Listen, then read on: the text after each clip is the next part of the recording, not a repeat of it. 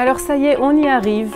Ce soir ou demain, quand le film sera diffusé, ce sera l'Abdikat Hametz auquel on s'est tant préparé avant Pessah, de en fait prendre une bougie et aller chercher le Hametz dans tous les coins de la maison, pas seulement dans les coins, dans tous les endroits de la maison, et d'espérer de ne pas en trouver. Alors de la même façon qu'on fait des choses de façon technique, il y a bien plus derrière tout ça.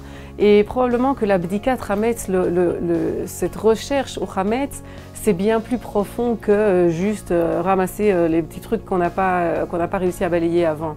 On a un mina qui existe dans beaucoup de familles, aussi dans notre famille, de dire aux enfants, avant l'Abdikat Hametz, de mettre 10 petits morceaux de Hametz bien enveloppés, de les cacher dans la maison et au moment de l'Abdikat Hametz, d'aller les trouver. Et de cette façon, en général, on trouve encore les autres choses qu'on a oublié de vérifier.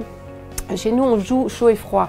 Ça veut dire que ce sont les enfants, les petits-enfants qui cachent les petits morceaux de Hametz, et quand leur papa commence à chercher, il commence à dire chaud, chaud, chaud, ou bien froid, froid, froid, de telle façon que ça ne dure pas 5 heures et qu'on arrive à terminer notre Abdikat Hametz. Mais en fait, comme je le dis, il faut aller un peu plus dans la profondeur et se dire qu'on prend à ce moment-là une bougie et on est dans le noir, dans des endroits qui sont sombres. On va essayer de les éclairer et de trouver là-bas, à l'intérieur de ces endroits-là, qu'est-ce qui nous dérange, qu'est-ce qui ne doit pas se trouver dans notre environnement. Alors quand on va trouver peut-être le premier petit morceau, on va se dire, il y a la fainéantise, je la prends, je la brûle demain. Dans un autre petit coin, on trouvera du lachon hara, celui-là aussi je le prends, je le jette demain. Et encore tous les petits mots, peut-être dans le troisième ça va être le chocolat qu'on va arrêter de manger. Et il y a encore tous les petits mots et tout ce qui nous dérange pour ne pas vivre bien dans la lumière, sans rien qui nous dérange et qui salit entre guillemets notre vie. Et puis le lendemain matin, on va prendre tout ça, on va bien envelopper. Et chez nous à la maison, on a mis en place aussi un petit minag dont je vous fais part parce que je trouve qu'il est très mignon et il nous aide à faire les choses de façon très concrète. Avant d'aller au biur Hametz, à la brûlure, donc avant de brûler tout le Hametz qu'on a trouvé, on écrit chacun d'entre nous un petit papier et là-dessus on écrit c'est quoi notre Hametz à nous.